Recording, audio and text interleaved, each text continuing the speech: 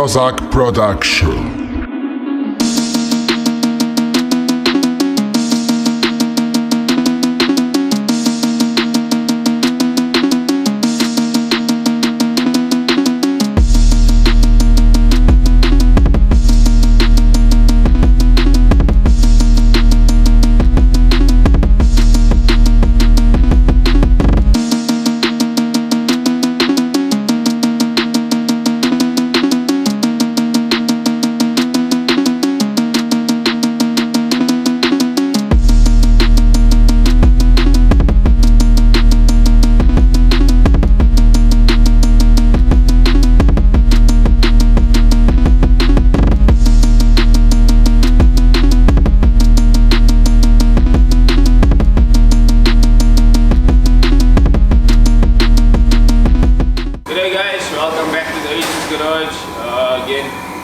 We're going to show you some things that we're busy with in the workshop. Today I'm currently busy on already replaced the seals on the condenser. So I'm just going to run through basically regassing the aircon system after we've replaced the seals. So you recover the system first, where we basically take the gas out, we then replace the component, the seals in this case, and then we'll have the system vacuum, which is basically going to take out any moisture in the system, and then we'll charge it or refill it with gas. Once that's done, you'll see a couple of things that I have. I have the UV light in my hand, and if you can see it on the camera, you'll see it's an ultraviolet light. So this particular light will show us, we put dye in the system when we charge it up. It can show us along with this beautiful glasses I have in my head, and it will then, these two tools will help me then determine if there's a leak. It will show me in the system. It will light up in a whitish color, and that will then indicate that there is another leak or leak in the system itself. So stick around and watch how we charge this Bakkie's aircon system. We can talk about this light for a little while I'm waiting for the system to vacuum. I don't know, a lot of guys, or I shouldn't say guys, everyone knows that back in clubbing days, when I was clubbing, these ultraviolets were set up in the clubs. We used to wear white clothing, white shoes, and it would shine in that neon color, smile in these lights as well, and your teeth would show it as well. So that's exactly what type of light it is, to understand it. Otherwise, the known, or the light itself, is UV, so it's an ultraviolet light there. But that's basically to get the understanding of where you would see these lights, and I'm making examples here. But that's the type of light we're using over here, and it's what is used to check the system out there. Okay guys, so what I'm going to do now is I'm going to put on the ultraviolet light. I've cleaned up a bit, so most of the dye residue is gone already, but it will show you some speckles. So we're going to put this light on, we're going to bring up the camera, and we're going to show you basically what you would look at, or how you determine where the leak is. So the light will show, and you'll see the little speckles. It might look like a neon green, neon white to some, but you'll see that so yeah, follow me on camera and you'll be able to see now exactly what we're looking at when we're looking for the leak.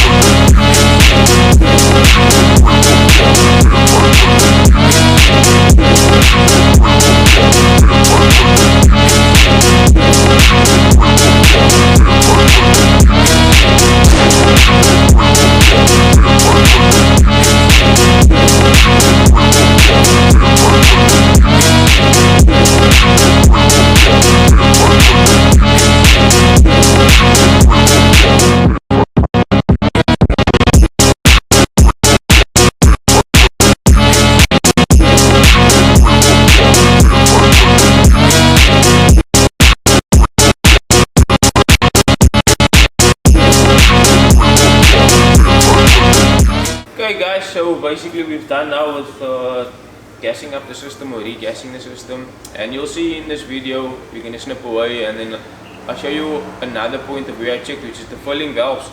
And you'll see in the video you'll see it bubbling, so you'll see I put a bit of water in the valve itself to clean the water out again, but that will show us that there's a leak and it's bubbling basically with a faulty valve there. So now what we'll do is we will replace that valve up and then we will redo the system again and then recheck it again to make sure there isn't any additional leaks after that has been carried out. Thanks.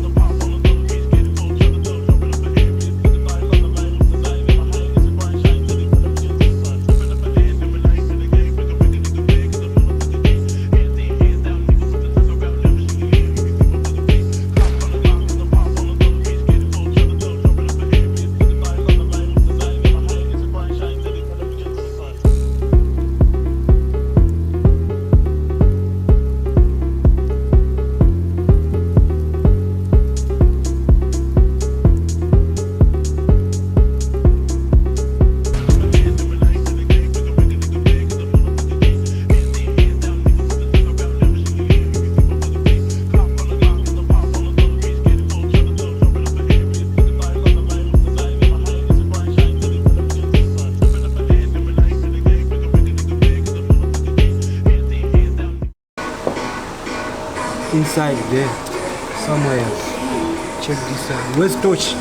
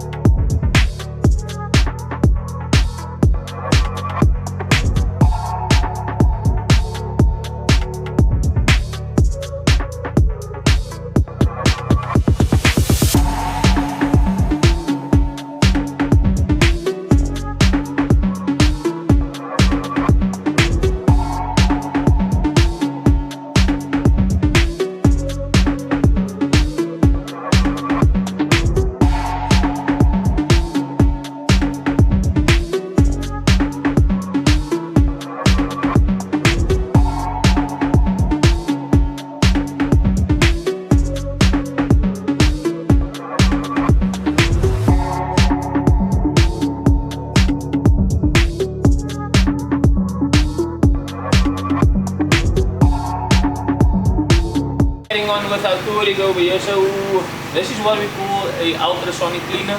we call it a bath, and this particular machine is used for cleaning injectors, and sometimes we have a throttle or intake flap motors, depending on the problem we have there. So this little bath over here, ultrasonic cleaner, we're busy with a Touareg's intake flap motor, and now we let the bath do its process. The fluid and the chemicals needed is inside of it, and it will self-clean. Once it's done, I'll then show you the finished product, and we'll put the component back onto the vehicle there. While the intake flap motor is cleaning out, so maybe just to give you guys some insight of what the symptoms are caused by the buildup of soot. So in this particular case, on this Touareg, the vehicle starts, and once it starts to hunt, it idles erratically, so misfires, in other words. The vehicle will basically fluctuate in its idle. What you'll find is also it's down on power, and once we're done with this soot level in the diesel particulate filter is also high as well. So once everything is done and we carry out this repair, we'll then do the regeneration of the diesel particulate filter, otherwise known as a DPF. And yeah, we'll retest the vehicle and make sure it's all good.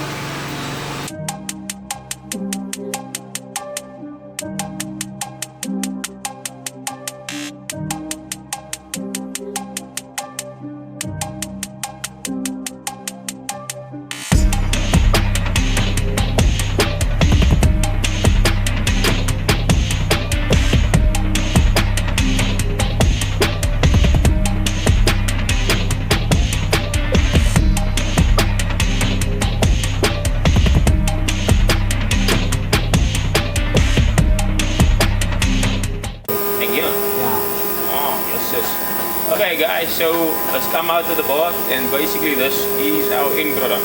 So I mean, you can see it's quite a comparison as to what was all inside. So the flap motor itself is now free to do its job. All the carbon is gone, so now we put it back to the car, and then we retest, and like I said, we do the regeneration on the DPF, and yeah, that should be it.